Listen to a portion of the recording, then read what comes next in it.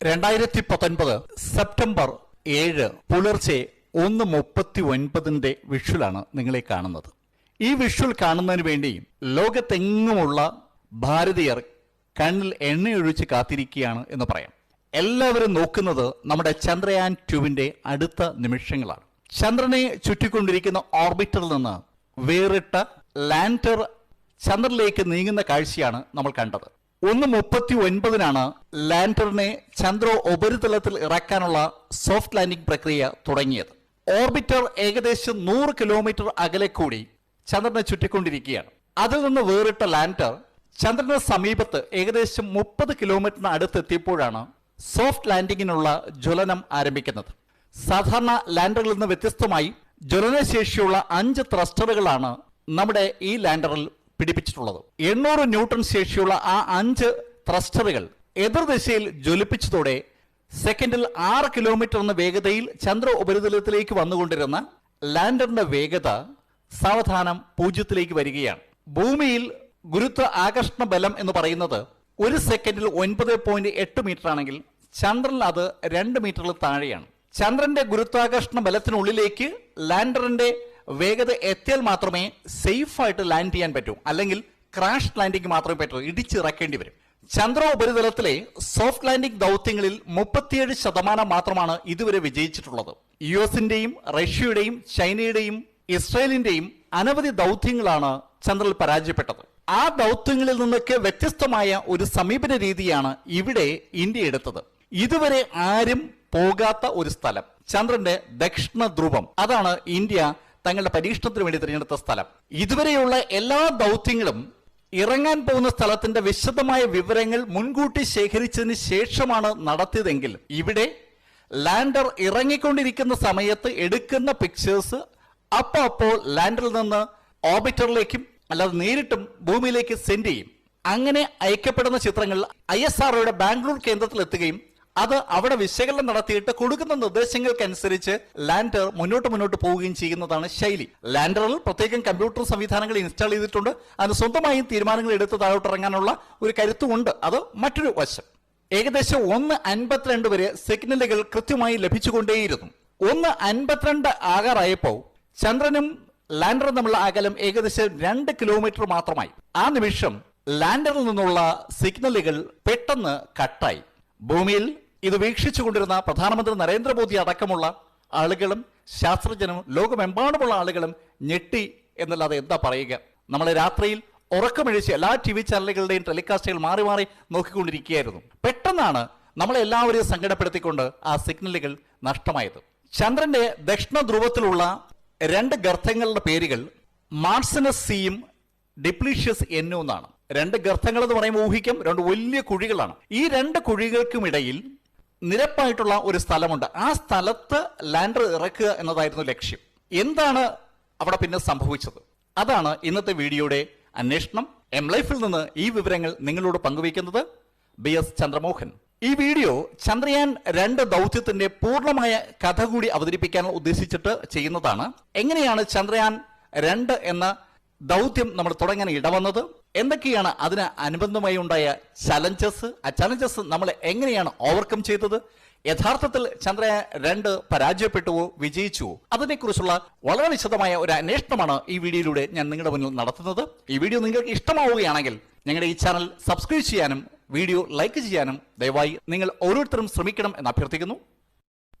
2007 November 12 ISROയും റഷ്യയുടെ space ഏജൻസിയായ Russian federal space agency തമ്മിൽ ഒരു കരാർ ഒപ്പിടുന്നത്. ചന്ദ്രനിൽ ഒരു പേടകം ഇറക്കാനുള്ള ഇന്ത്യയുടെ ദൗത്യത്തിന്, ഇന്ത്യയുടെ ലക്ഷ്യത്തിന് റഷ്യ സപ്പോർട്ട് ചെയ്യും എന്നതാണ് ആ കരാറിന്റെ ബേസ്. ISRO ചെയ്യേണ്ടത് 2 കാര്യങ്ങളാണ്. ഒന്ന്, ചന്ദ്രനെ ചുറ്റുന്ന ഓർബിറ്റർ ഉണ്ടാക്കുക. അതുപോലെ ചന്ദ്രനിൽ ഓടേണ്ട റോവർ എന്ന വാഹനത്തെ ഡിസൈൻ ചെയ്യേണ്ടതും ISROയാണ്. ഇതിൽ ഏറ്റവും കോംപ്ലിക്കേറ്റഡ് എന്ന് പറയാവുന്ന പേടകം ലാൻഡറാണ്. അത് നിർമ്മിക്കേണ്ടത് റഷ്യൻ സ്പേസ് ഏജൻസിയാണ്. ഓർബിറ്ററിൽ നിന്ന് റോവറുമായി ചന്ദ്ര ഉപരിതലത്തിലേക്ക് ഇറങ്ങുന്ന പേടകം, അതാണ് ലാൻഡർ. ലാൻഡർ പോലുള്ള പേടകങ്ങൾ നിർമ്മിച്ച് പരിചയമുണ്ട് എന്നുള്ളതാണ് റഷ്യക്കുള്ള മേൽക്കൈ. റഷ്യയുടെ അനവധി വാഹനങ്ങൾ പലപ്പോഴായിട്ട് ചന്ദ്രനിൽ ഇറങ്ങിയിട്ടുണ്ട്. അപ്പൊ ആ അറിവ് ISROയുമായി പങ്കുവയ്ക്കുകയാണ് ഇവിടെ ചെയ്യുന്നത്. 2009 ആഗസ്റ്റ് ആയപ്പോൾ റഷ്യയുടെയും ISROയുടെയും ശാസ്ത്രജ്ഞർ കൂട്ടായിട്ട് ചർച്ച ചെയ്ത് ഡിസൈൻ വരച്ചുണ്ടാക്കി ആ ഡിസൈൻ അപ്രൂവ് ചെയ്തു. ISRO അവരെ ഏൽപ്പിച്ച ജോലി സമയബന്ധിതമായി പൂർത്തിയാക്കിയെങ്കിലും റഷ്യൻ ബഹിരാകാശ ഏജൻസിക്ക് അത് സമയത്ത് ചെയ്യാൻ പറ്റാതെ വന്നതുകൊണ്ട് 2013 വിക്ഷേപിക്കാൻ നിശ്ചയിച്ചിരുന്ന ചന്ദ്രയാൻ 2 വിക്ഷേപണം 2016 മാറ്റി. ഇതിനിടയിൽ റഷ്യൻ ബഹിരാകാശ ഏജൻസി നടത്തിയ ഒരു ദൗത്യം, ചൊവ്വയിലേക്കുള്ള ദൗത്യം ഫോബോസ് ഗ്രണ്ട് എന്ന മിഷൻ പരാജയപ്പെട്ടതിന്റെ ഫലമായിട്ട് അവർ നമ്മുടെ മിഷനിൽ നിന്ന് പിന്മാറുകയും ISROയ്ക്ക് ലാൻഡർ നിർമ്മിക്കാനുള്ള പൂർണ്ണ ചുമതല ആകുകയും ചെയ്തു. ഇതുവരെ ലാൻഡർ പോലുള്ളൊരു വാഹനം നിർമ്മിച്ച് ഒരു പരിചയവുമില്ലാത്ത ISRO 2015 ലാൻഡർ നിർമ്മിക്കാനുള്ള കരാർ ഏറ്റെടുക്കുന്നു. 2007 മുതൽ 2014 വരെ അന്നത്തെ പ്രധാനമന്ത്രി മൻമോഹൻ സിംഗ് ചന്ദ്രയാൻ 2 എല്ലാ പ്രവർത്തനങ്ങൾക്കും നേതൃത്വം കൊടുക്കുന്ന ISROയുടെ ഒപ്പം ഉണ്ടായിരുന്നുവെങ്കിൽ 2014 മുതൽ നരേന്ദ്രമോദിയാണ് ISROയുടെ ഒപ്പം നിന്നത്. 3850 കിലോഗ്രാം ഭാരമാണ് ബഹിരാകാശത്തേക്ക് ഈ മിഷനിലൂടെ എത്തിക്കേണ്ടത്. അതിനുവേണ്ടി ISRO തയ്യാറാക്കിയ വാഹനമാണ് GSLV Mk3. ബാഹുബലി എന്ന അപരനാമധായത്തിൽ അറിയപ്പെടുന്ന ഈ GSLV Mk3 ആണ് നമുക്ക് ഇത് സാധ്യമാകാൻ സഹായകമായ വാഹനം. ശ്രീഹരിക്കോട്ട ദ്വീപിലുള്ള സതീഷ് ധവാൻ സ്പേസ് സെന്ററിൽ നിന്നാണ് GSLV Mk3 ചന്ദ്രയാൻ പേടകത്തെ വഹിച്ചുകൊണ്ട് 2019 ജൂണിൽ ബഹിരാകാശത്ത് കുതിക്കാൻ തീരുമാനിച്ചിരുന്നു. അലോട്ട് ചെയ്യപ്പെട്ട എമൗണ്ട് 978 കോടി രൂപയാണ്. GSLVക്ക് വേണ്ടി 375 കോടിയും മറ്റ് പെലോഡുകൾക്കൊക്കെ വേണ്ടി 603 കോടിയും. ഇത് ലോകത്ത് സമാന സ്വഭാവത്തിൽ നടത്തുന്ന ഏത് പ്രവർത്തനങ്ങളുമായി കമ്പയർ ചെയ്താലും വളരെ കുറച്ച തുക മാത്രമാണ് എന്നുള്ളത് നമ്മുടെ ഒരു വലിയ പ്രത്യേകതയാണ്. GSLV വഹിക്കുന്ന ഈ ചന്ദ്രയാൻ മിഷന് 3 ഭാഗങ്ങളാണുള്ളത്. 1 ഓർബിറ്റർ, 2 ലാൻഡർ അഥവാ Vikram lander, 3 rover Pragyan rover. Orbiter ആണ് ചന്ദ്രന് ചുറ്റും കറങ്ങേണ്ടത്. വിക്രം ലാൻഡർ ആണ് ചന്ദ്രനിലേക്ക് ഇറങ്ങേണ്ടത്. 8 സയന്റിഫിക് ഉപകരണങ്ങളാണ് ഓർബിറ്റർ കൈകാര്യം ചെയ്യുന്നത്. 2 ചന്ദ്രയാൻ 1 ഉപയോഗിച്ചിരുന്നതിന്റെ അടുത്ത വെർഷനാണ്, കുറച്ചുകൂടി മോഡിഫൈഡ് വെർഷനാണ്. 2379 കിലോഗ്രാം ഭാരമാണ് ഈ ഓർബിറ്റർ സംയുക്ത സംവിധാനത്തിനുള്ളത്. ലാൻഡറിനെ ഓർബിറ്ററിൽ നിന്ന് വിടുവിക്കുന്നതിന് മുമ്പായിട്ട് തന്നെ ഓർബിറ്ററിലുള്ള ഹൈ റെസല്യൂഷൻ ക്യാമറ ഉപയോഗിച്ചുകൊണ്ട് ചന്ദ്ര ഉപരിതലത്തിലെ നന്നായി ഫോട്ടോ എടുക്കുക എന്നുള്ളത് ഓർബിറ്ററിന്റെ ലക്ഷ്യമാണ്. അതിനനുസരിച്ചാണ് ലാൻഡിംഗ് സ്പേസ് തീരുമാനിക്കാൻ ഹിന്ദുസ്ഥാൻ എയറോനോട്ടിക്സ് ലിമിറ്റഡ് ആണ് ഓർബിറ്റർ നിർമ്മിച്ചത്. അത് ISROയ്ക്ക് അവർ ഹാൻഡ് ഓവർ ചെയ്യുകയാണ് ചെയ്തത്. 1 വർഷമാണ് മിഷന്റെ കാലാവധിയെങ്കിലും 2 കൊല്ലത്തോളം ചന്ദ്രനെ ഭ്രമണം ചെയ്യത്തക്ക രീതിയിലാണ് ഓർബിറ്റർ ഡിസൈൻ ചെയ്തിരിക്കുന്നത്. ചന്ദ്രനിൽ ഇറങ്ങുന്ന ലാൻഡറിന് നമ്മൾ ചന്ദ്രയാൻ എന്നൊക്കെ ടോട്ടലായിട്ട് വിളിക്കുന്ന ലാൻഡറിന്റെ പേര് വിക്രം എന്നാണ്. നമ്മുടെ മഹാനായ വിക്രം സാരാഭായിയുടെ നാമധേയത്തെ ഉൾക്കൊണ്ടുകൊണ്ട് എടുത്തിരിക്കുന്ന പേരാണ് വിക്രം. ഓർബിറ്ററിൽ നിന്ന് വിക്രം റിലീസായതിനു ശേഷം അത് പതുക്കെ ചന്ദ്രോപരിതലത്തിലേക്ക് നീങ്ങി തുടങ്ങുകയും 30 കിലോമീറ്ററോളം ചന്ദ്രന് അടുത്തെത്തിക്കഴിയുമ്പോൾ വളരെ ഗഹനമായ രീതിയിൽ കുറെ ഫോട്ടോഗ്രാഫ്സ് എടുക്കുകയും അത് ഓർബിറ്ററിലേക്ക് അയച്ച് നമ്മുടെ ഭൂമിയിലുള്ള സ്റ്റേഷൻ സെന്ററിലേക്ക് എത്തിക്കുകയും അത് അവലോകനം നടത്തുന്ന അടിസ്ഥാനത്തിലാണ് വീണ്ടും ചന്ദ്രനിൽ ഇറങ്ങാൻ തീരുമാനിക്കുന്നത്. റോവറും ലാൻഡറും ചേർന്നുള്ള ടോട്ടൽ വെയിറ്റ് എന്ന് പറയുന്നത് 1471 കിലോഗ്രാം ആണ്. 14 ദിവസം ചന്ദ്ര ഉപരിതലത്തിൽ സയന്റിഫിക് ആയിട്ടുള്ള പരീക്ഷണങ്ങൾ നടത്താൻ കഴിയുന്ന ശൈലിയിലാണ് റോവർ ഡിസൈൻ ചെയ്യപ്പെട്ടിരിക്കുന്നത്. അതിനാവശ്യമായ ഊർജ്ജ സംവിധാനങ്ങൾ അതിനകത്ത് ഒരുക്കിയിട്ടുണ്ട്. 12 ഡിഗ്രിയോളം ചരിഞ്ഞ പ്രതലത്തിലാണെങ്കിൽ പോലും സേഫായി ലാൻഡ് ചെയ്യാൻ കഴിയുന്ന ശൈലിയിലാണ് വിക്രം ഡിസൈൻ ചെയ്യപ്പെട്ടിരിക്കുന്നത്. അഡീഷണലായി 1 മോട്ടോർ കൂടി ഇപ്രാവശ്യം ഘടിപ്പിച്ചിട്ടുണ്ട്. സാധാരണ 4 മോട്ടോർ ആണെങ്കിൽ 1 അധികം ഇവിടെ ഘടിപ്പിച്ചിട്ടുണ്ടെന്ന് അർത്ഥം. ലാൻഡറിൽ അനവധി ഹൈ റെസല്യൂഷൻ സംവിധാനങ്ങളാണ് ഉള്ളത്. ഹൈ റെസല്യൂഷൻ ക്യാമറ എന്ന് പറയുമ്പോൾ lander Hazard detection avoidance camera, lander position detection camera, lander horizontal velocity camera, ഇതെല്ലാം ഓരോ ആവശ്യങ്ങൾക്കനുസരിച്ച് ഡിസൈൻ ചെയ്തിരിക്കുന്നു. വളരെ ഹൈ റെസല്യൂഷൻസ് ഉള്ള ക്യാമറയാണ്. ആ ക്യാമറയിൽ നിന്ന് എടുക്കുന്ന ഫോട്ടോസ് അപ്പം തന്നെ ഓർബിറ്ററിലേക്ക് കണക്ട് ചെയ്യപ്പെടുകയും ഓർബിറ്ററിൽ നിന്ന് അത് ഭൂമിയിലെ സ്റ്റേഷനിലേക്ക് എത്തുകയും അവിടെ വെച്ച് അവലോകനം നടത്തി കൃത്യമായ നിർദ്ദേശം സെക്കൻഡുകൾക്കുള്ളിൽ തിരിച്ചു കിട്ടുകയും ചെയ്യുന്ന ഒരു ശൈലിയാണ് ഇവിടെ അവലംബിക്കുന്നത്. കൂടെ ലേസർ ഓൾട്ടിമീറ്ററും ഉണ്ട്. ഇവയ്ക്കൊക്കെ പുറമെ ഇത് നന്നായി നടക്കുന്നതിനാവശ്യമായ സോഫ്റ്റ്വെയർ കൂടി ഈ ലാൻഡറിനകത്ത് ഇൻസ്റ്റാൾ ചെയ്യപ്പെട്ടിട്ടുണ്ട്. 14 ദിവസം നന്നായി പ്രവർത്തിക്കത്തക്ക രീതിയിലാണ് ഇത് ഡിസൈൻ ചെയ്തിരിക്കുന്നത്. എനർജി അതിനകത്തേക്ക് കൊടുത്തിരിക്കുന്നത്. ഒരു കാർ പോലുള്ള സംവിധാനമാണ് റോവർ എന്ന് പറയുന്നത്. റോവറാണ് നമ്മുടെ ഈ ലാൻഡറിൽ നിന്ന് ചന്ദ്ര ഉപരിതലത്തേക്ക് ഇറങ്ങേണ്ടതും ബാക്കി കാര്യങ്ങളൊക്കെ ചെയ്യേണ്ടതും. പ്രഗ്യാൻ അഥവാ വിസ്ഡം എന്നാണ് അതിന് നമ്മൾ കൊടുത്തിരിക്കുന്ന പേര്. 27 കിലോഗ്രാം ആണ് റോവറിന്റെ ഭാരം. സോളാർ പവറിൽ തന്നെ വർക്ക് ചെയ്യത്തക്ക ശൈലിയിലാണ് അത് ഡിസൈൻ ചെയ്തിരിക്കുന്നത്. 6 വീലുകളാണ് റോവറിനുള്ളത്. ആ 6 വീലുകളിലൂടെ ചന്ദ്രോപരിതലത്തിൽ ഓടി നടക്കത്തക്ക രീതിയിലാണ് ഡിസൈനിങ്. 1 സെക്കൻഡിൽ 1 സെന്റിമീറ്റർ ദൂരം കവർ ചെയ്യത്തക്ക രീതിയിലാണ് ഡിസൈനിങ്. റോവർ എടുക്കുന്ന ഓരോ ഫോട്ടോയും അതേ സെക്കൻഡിൽ തന്നെ ലാൻഡറിലേക്കും തുടർന്ന് അതുവഴി ഓർബിറ്ററിലേക്കും ഓർബിറ്ററിൽ നിന്ന് മിഷൻ കൺട്രോൾ ടവറിലേക്കും ഓട്ടോമാറ്റിക്കായിട്ട് ക്യാരി ഫോർവേഡ് ചെയ്യുന്ന ശൈലിയിലാണ് ചെയ്തിരിക്കുന്നത്. 3D വിഷൻ കിട്ടത്തക്ക രീതിയിൽ സ്റ്റീരിയോസ്കോപ്പിക് ക്യാമറ ഉണ്ട്. ഭൂമിയിൽ ഈ കാര്യങ്ങൾ കൺട്രോൾ ചെയ്യുന്ന ആൾക്കാർക്ക് ചന്ദ്രോപരിതലത്തിന്റെ 3D വിഷൻ ലഭിക്കത്തക്ക രീതിയിൽ മുൻവശത്ത് തന്നെ ഒരു ക്യാമറ പിടിപ്പിച്ചിട്ടുണ്ട്. IIT കാൺപൂരാണ് ഈ ക്യാമറയും അതും അനുബന്ധമായ സംവിധാനങ്ങളൊക്കെ ഡിസൈൻ ചെയ്തിരിക്കുന്നത്. DC ഇലക്ട്രിക് മോട്ടോർ ഉപയോഗിച്ച് വർക്ക് ചെയ്യുന്ന റോവറിന്റെ ഓരോ വീലുകൾക്കും പ്രത്യേകം സസ്പെൻഷൻ സിസ്റ്റവും എല്ലാം ചെയ്തിട്ടുണ്ട്. ഒരു ചാന്ദ്രദിനം എന്ന് പറയുന്നത് ഭൂമിയിലെ 14 ദിവസങ്ങളാണ്. അങ്ങനെയുള്ള ഒരു ചാന്ദ്രദിനം മുഴുവൻ വർക്ക് ചെയ്യത്തക്ക ശൈലിയിലാണ് റോവറിന്റെ ഊർജ്ജ സോഴ്സുകൾ കണക്ട് ചെയ്തിരിക്കുന്നത്. റോവറിനുള്ള ഒരു പാളിച്ച എന്ന് പറയുന്നത് ചന്ദ്രന്റെ രാത്രിയെ കൈകാര്യം ചെയ്യത്തക്ക ശൈലിയിലുള്ള സംവിധാനങ്ങൾ റോവറിൽ ലഭ്യമായിട്ടില്ല. എന്നാലും സ്ഥാപിക്കപ്പെട്ടിരിക്കുന്ന സോളാർ സിസ്റ്റം ഉപയോഗിച്ചുകൊണ്ട് കൂടുതൽ കാലം നിലനിൽക്കത്തക്ക രീതിയിൽ തന്നെയാണ് ഡിസൈനിങ്. ISROയുടെയും ഭാരതത്തിന്റെയും എംബ്ലം ഒരേപോലെ പതിപ്പിക്കപ്പെട്ട വീലുകളാണ് റോവറിനുള്ളത്. എത്ര ദൂരം റോവർ സഞ്ചരിക്കുന്നു എന്ന് കൃത്യമായി അറിയത്തക്ക രീതിയിലുള്ള വിഷ്വൽ ഓഡോമെട്രിയും ഇതിനകത്ത് സ്ഥാപിച്ചിട്ടുണ്ട്. 50 വാട്ടിന്റെ പവറുള്ള ഈ റോവറിന്റെ വേഗത ഞാൻ നേരത്തെ സൂചിപ്പിച്ചു, 1 സെക്കൻഡിൽ 1 സെന്റിമീറ്റർ ആണ്. നേരത്തെ ഡിസൈൻ ചെയ്യുന്ന സമയത്ത് നാസയുടെയും യൂറോപ്യൻ സ്പേസ് ഏജൻസിയുടെയും ഓരോ ഉപകരണങ്ങൾ കൂടി ചന്ദ്രനിൽ എത്തിക്കുന്നതിനെ കുറിച്ച് ചർച്ച ചെയ്തിരുന്നെങ്കിലും ഡിസൈൻ ചെയ്ത് വന്നപ്പോൾ അതും കൂടി താങ്ങാനുള്ള ഒരു കരുത്ത് നമ്മുടെ റോവറിനും സംവിധാനങ്ങൾക്ക് ഇല്ലാത്തത് കൊണ്ട് അത് ഒഴിവാക്കിയായിട്ടാണ് ഇന്ത്യ റോവർ ചന്ദ്ര ഉപരിതലത്തിൽ എത്തിച്ചിരിക്കുന്നത്. എന്നാൽ നാസയുടെ നിർബന്ധം കാരണം അവസാന നിമിഷത്തിൽ നാസയുടെ തന്നെ ഒരു ലേസർ റെട്രോ റിഫ്ലക്ടർ ഈ റോവറിൽ ഘടിപ്പിക്കാൻ ISRO തയ്യാറാകുകയും ചെയ്തിട്ടുണ്ട്. അതും കൂടി ചേർത്തിട്ടാണ് നമ്മുടെ റോവർ ഇപ്പോൾ ചന്ദ്രനിലുള്ളത്. നാസയുടെ റിഫ്ലക്ടർ കൊണ്ട് ഒരുപാട് ഉപയോഗമുണ്ട്. ചന്ദ്രനെ ചുറ്റിക്കൊണ്ടിരിക്കുന്ന ഓർബിറ്ററിൽ നിന്ന് ലാൻഡർ ചന്ദ്രനിലേക്ക് ഇറങ്ങുമ്പോൾ ചന്ദ്രനും ലാൻഡറും തമ്മിലുള്ള അകലം കൃത്യമായി കാൽക്കുലേറ്റ് ചെയ്യാൻ സഹായിക്കുന്നത് ഈ റിഫ്ലക്ടറാണ്. ആ റിഫ്ലക്ടറിന്റെ സഹായത്താലാണ് ഇസ്രയേലും അവരുടെ വാഹനം ചന്ദ്രനിൽ ഇറക്കാൻ ശ്രമിച്ചത്. 1471 കിലോഗ്രാം ഭാരമുള്ള ലാൻഡറിന്റെ ഇലക്ട്രിക്കൽ പവർ എന്ന് പറയുന്നത് 650 വാട്ടാണ്. അതേസമയം 2379 കിലോഗ്രാം ഭാരമുള്ള ഓർബിറ്ററിന്റെ ഇലക്ട്രിക്കൽ പവർ കപ്പാസിറ്റി എന്ന് പറഞ്ഞാൽ 1000 വാട്ടാണ്. 27 കിലോഗ്രാം ഭാരമുള്ള റോവറിന്റെ ഇലക്ട്രിക്കൽ കപ്പാസിറ്റി എന്ന് പറയുന്നത് 50 വാട്ടാണ്. റോവർ ഡിസൈൻ ചെയ്തിരിക്കുന്നത് ഒരൊറ്റ രീതിയിലുള്ള കമ്മ്യൂണിക്കേഷൻ മാത്രം നിലനിർത്തിക്കൊണ്ടാണ്. റോവറിന് ലാൻഡറുമായി മാത്രമേ കമ്മ്യൂണിക്കേറ്റ് ചെയ്യാൻ കഴിയൂ. അതാണ് ഡിസൈൻ.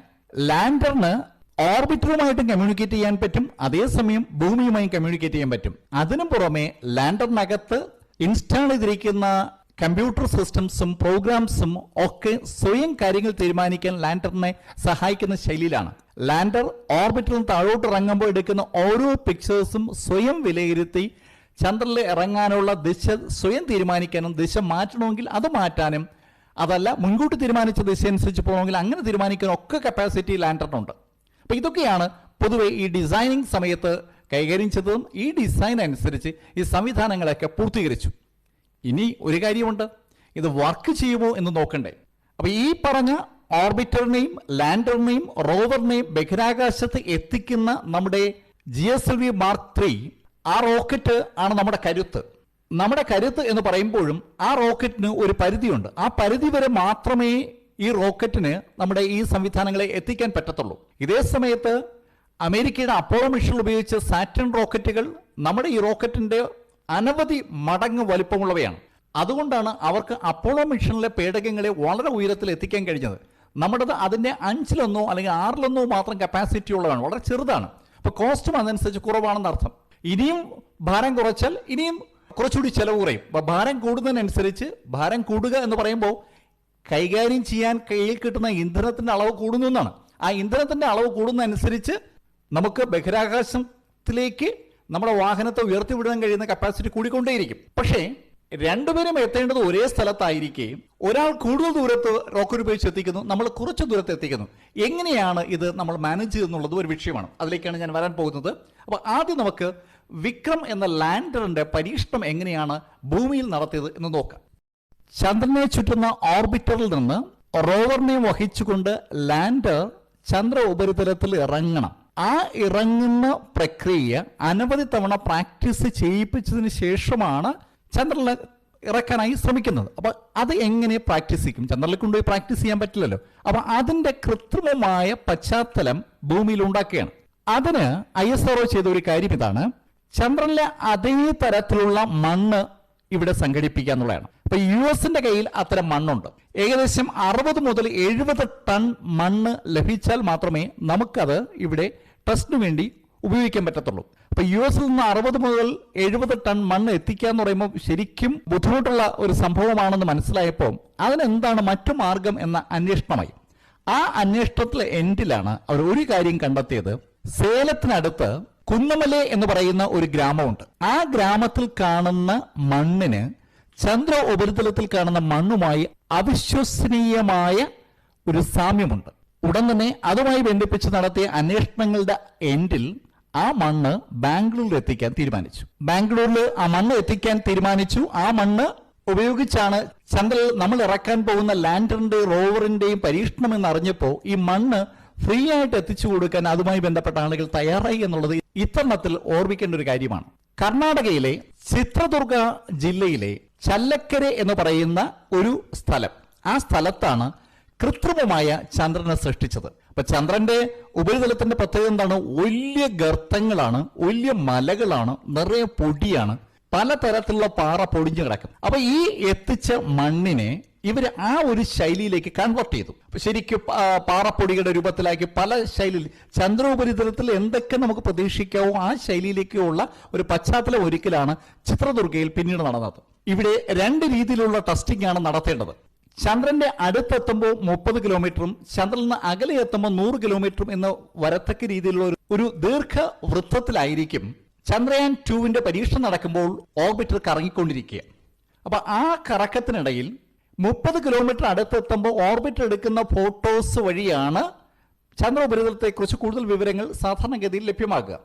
അപ്പൊ അതിനിടയിൽ ഏകദേശം 100 കിലോമീറ്റർ ദൂരത്ത് വെച്ച് തന്നെയാണ് ഓർബിറ്ററിൽ നിന്ന് നമ്മുടെ ലാൻഡർ വേർപെടുന്നത്. അപ്പൊ ലാൻഡർ വേർപെട്ട് കഴിഞ്ഞാൽ ലാൻഡർ വേർപെടുമ്പോൾ നമ്മൾ ശ്രദ്ധിക്കേണ്ട ഒരു കാര്യം, ലാൻഡർ അപ്പോൾ പൂർണ്ണമായും ചന്ദ്രന്റെ ആകർഷണ വലയത്തിനുള്ളിലാണ് എന്നുള്ളതാണ്. എന്ന് പറഞ്ഞാൽ ബഹിരാകാശത്ത് അതിനെ ചന്ദ്ര ഉപരിതലത്തിൽ വീഴാതെ സൂക്ഷിച്ചിരുന്ന ഓർബിറ്റിൽ നിന്നും അത് സ്വതന്ത്രമായി കഴിഞ്ഞു. അതിന്റെ അർത്ഥം ലാൻഡറിനെ ചന്ദ്ര ഉപരിതലത്തിലേക്ക് ചന്ദ്രൻ വലിച്ച് അടുപ്പിക്കുമെന്നാണ്. അപ്പൊ ചന്ദ്രന്റെ ഉപരിതലത്തിലേക്ക് അതിശക്തമായി വീഴുന്ന ലാൻഡറിനെ അങ്ങനെ വീഴാതിരിക്കാൻ സഹായിക്കുന്നത് അതിനകത്ത് തന്നെയുള്ള ചില ബൂസ്റ്റർ റോക്കറ്റുകളാണ്.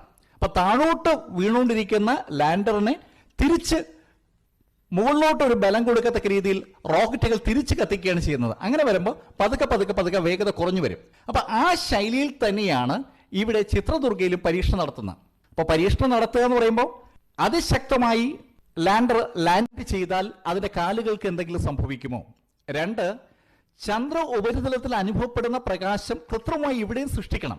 ഭൂമിയാണ്, ഭൂമിയിൽ സൂര്യപ്രകാശം വീഴുന്ന ശൈലിയിലല്ല ചന്ദ്രനിൽ വീഴുന്നതെന്ന് നമുക്ക് എല്ലാവർക്കും അറിയാം. അപ്പൊ ചന്ദ്രനിൽ പ്രകാശം വീഴുന്നത് പോലെ ഒരു ശൈലി ഇവിടെ ഉണ്ടാക്കണം. അതാണ് കൃത്രിമമായിട്ട് ഇവിടെ സൃഷ്ടിച്ചത്. അപ്പൊ ചന്ദ്രന്റെ അതേ ശൈലിയിൽ പ്രകാശം സൃഷ്ടിച്ചു, ചന്ദ്രന്റെ അതേ ശൈലിയിലുള്ള പ്രതലങ്ങൾ ഉണ്ടാക്കി, വലിയ ഗർത്തങ്ങൾ ഉണ്ടാക്കി, വലിയ കുന്നുകൾ ഉണ്ടാക്കി, പൊടിപടലങ്ങൾ ഉണ്ടാക്കി.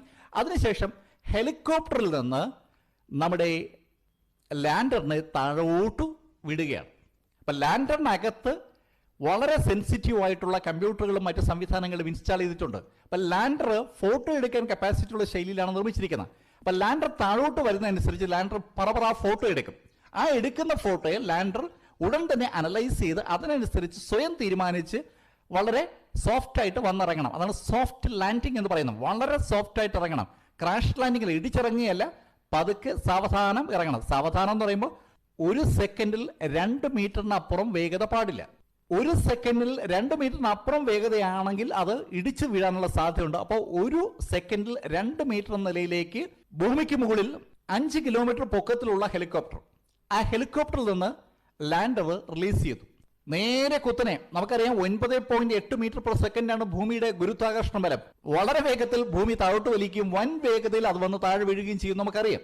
അപ്പൊ അത് സംഭവിക്കാതിരിക്കാനായിട്ട് സ്വയം നിയന്ത്രിക്കുന്ന റോക്കറ്റുകൾ ഉപയോഗിച്ചുകൊണ്ട് ലാൻഡർ പതുക്കെ വേഗത കുറച്ച് കൊണ്ടുവന്ന് ഓരോ സെക്കൻഡിലും 2 മീറ്റർ എന്ന നിലയിലേക്ക് മാത്രം താഴോട്ടെത്തി അവസാനം വളരെ സോഫ്റ്റ് ആയിട്ട് 0 വേഗതയിൽ ഭൂമിയിൽ ടച്ച് ചെയ്യണം. അങ്ങനെ വരുമ്പോൾ താഴോട്ട് വരുമ്പോഴാണ് വലിയ ഗർത്തങ്ങൾ കാണുക, അല്ലെങ്കിൽ വലിയ മലകൾ കാണുക. ആ മലകളെയും ഗർത്തങ്ങളെയും സ്വയം തിരിച്ചറിഞ്ഞ് അതിനനുസരിച്ച് റൂട്ട് മാറ്റി വളരെ സേഫായിട്ട് ഇറങ്ങാൻ ലാൻഡറിനെ പഠിപ്പിക്കുന്ന എക്സ്പെരിമെൻ്റ് ആണ് ചിത്രദുർഗയിൽ ചെയ്തത്. വളരെ ശ്രമകരമായ ഒരു ശ്രമമായിരുന്നു. എന്തായാലും ശരി, അനവധി ടേക്കുകൾ, അനവധി ശ്രമങ്ങൾ, അനവധി ദിവസത്തെ പരീക്ഷണ നിരീക്ഷണങ്ങളുടെ അടിസ്ഥാനത്തിൽ ലാൻഡർക്ക് ഇങ്ങനെയുള്ള എന്ത് പ്രതലമുണ്ടായാലും സേഫായിട്ട് ഇറങ്ങാൻ പറ്റുമെന്ന് പഠിച്ചു. അതിനോടൊപ്പം താഴ്ന്ന് പൊടിപടലങ്ങൾ ഉയരും.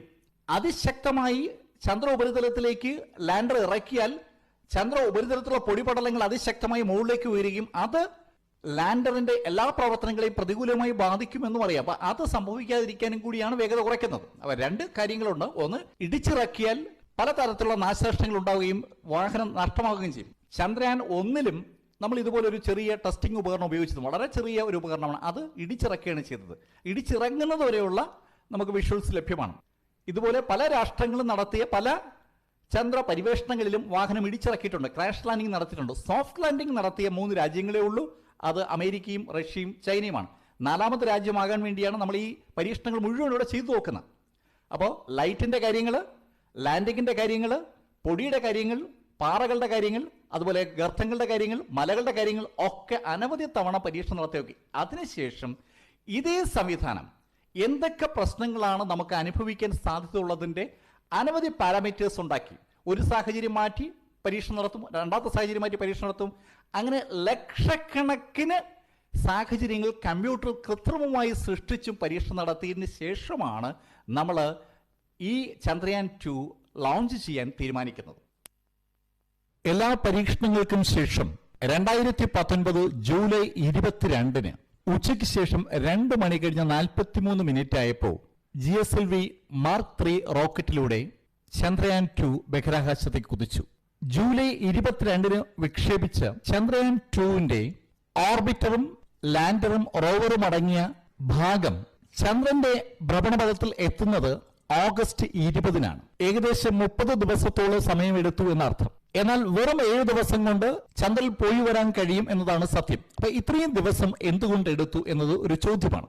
അവിടെയാണ് ISRO വികസിപ്പിച്ചെടുത്ത ടെക്നോളജിയുടെ സാധ്യതയിരിക്കുന്നത്. ISRO ടെക്നോളജി വഴി വികസിപ്പിച്ചെടുത്ത GSLV Mark 3 റോക്കറ്റ് നമ്മുടെ ചന്ദ്രയാൻ പേടകങ്ങളെ എത്തിച്ചത് ഏറ്റവും അടുത്തുള്ള ഭ്രമണപഥത്തിലാണ്.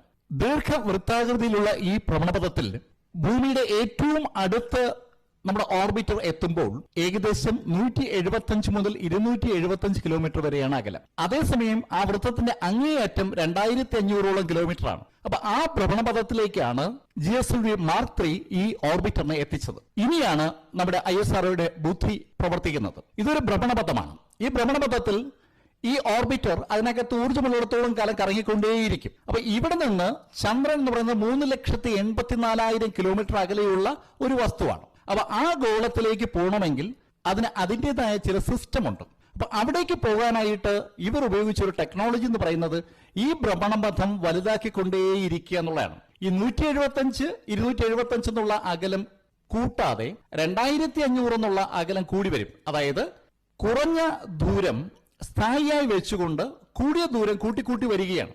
അതിനുവേണ്ടി ഈ ഓർബിറ്ററിനകത്ത് അത്യാവശ്യ സമയത്ത് ജ്വലിപ്പിക്കാനുള്ള ജ്വലന മോട്ടോറുകൾ 1 by 1 ജ്വലിപ്പിച്ചുകൊണ്ടേയിരുന്നു. അപ്പോൾ ഓരോ തവണയും ഓർബിറ്ററിന്റെ ഒരു വൃത്തം പൂർത്തിയാക്കുമ്പോൾ അടുത്ത ജ്വലനം നടത്തുകയും അപ്പോൾ 2500 കിലോമീറ്റർ എന്നുള്ളത് 5000 ആകുന്നു, 10000 ആകുന്നു, 15000 ആകുന്നു, 25000 ആകുന്നു, 50000 ആകുന്നു, 75000 ആകുന്നു, 1,00,000 ആകുന്നു. ഇങ്ങനെ ഓരോ തവണയും ദൂരോട്ട് ഈ ഓർബിറ്റർ എത്തിക്കൊണ്ടേയിരിക്കുകയാണ്. അപ്പോഴൊക്കെയും ശ്രദ്ധിക്കേണ്ട വസ്തുത, ആ 1,00,000 കിലോമീറ്റർ ആയിരിക്കുമ്പോഴും മടങ്ങി വരുമ്പോൾ നമ്മുടെ ഭൂമിക്ക് അടുത്തുകൂടി തന്നെയാണ് ഓർബിറ്റർ ചുറ്റിക്കൊണ്ടേയിരുന്നത്. ഒരു വശത്തേക്ക് അത് ചന്ദ്രന്റെ ദിശയിലേക്കുള്ള ദൂരം കൂടിക്കൂടി വരികയും അതേ സമയത്ത് ഭൂമിക്ക് അടുത്തേക്ക് ഓർബിറ്റർ ഓരോ തവണയും മടങ്ങി വരികയും ചെയ്യുകയാണ്.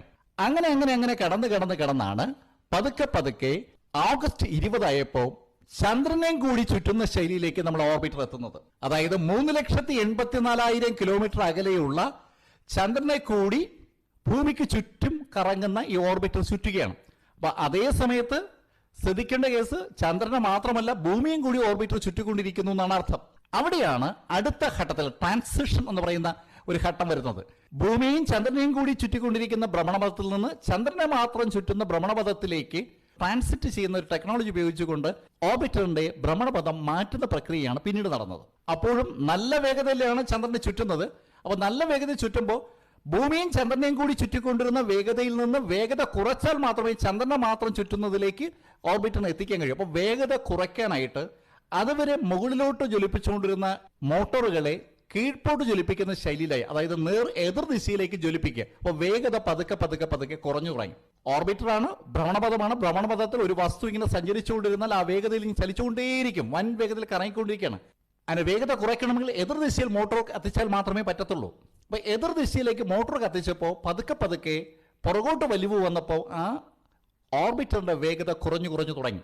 ഭൂമിയിൽ നിന്ന് ചന്ദ്രനിലേക്ക് പോകുന്ന പ്രക്രിയയിൽ ഓർബിറ്ററിൽ ഓരോ ഭ്രമണത്തിലും നമ്മൾ അതിന്റെ വേഗത കൂട്ടാൻ വേണ്ടിയാണ് അതിന്റെ യന്ത്ര സംവിധാനങ്ങൾ ജ്വലിപ്പിച്ചതെങ്കിൽ, ചന്ദ്രന്റെ ഭ്രമണപഥത്തിലേക്ക് കടന്നപ്പോൾ ഓരോ തവണ നമ്മൾ ജ്വലിപ്പിക്കുന്നതും അതിന്റെ വേഗത കുറയ്ക്കാൻ വേണ്ടിയാണ്.